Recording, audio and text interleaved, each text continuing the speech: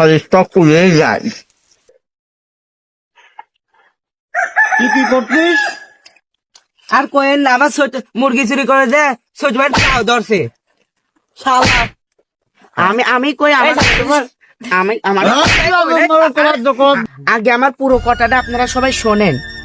ওই সাতটারা সল আমার কাছে কইলো কি, ওই যে হাত করে বাড়িতে দুটি বড় বড় মোরগ আছে। পরে আমি ও ঘরের কিনারে যাতেছি, এখন দেখি বেড়ার কিনারে লড়তেছে। আমি তো আর জানি না ওই যে ওর ছোট ভাই লড়তেছে।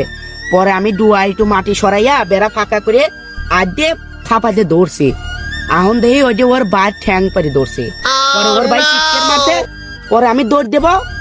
পরে দেই ওর বড় ভাই আমার ঘরের পিছনে খারাপ।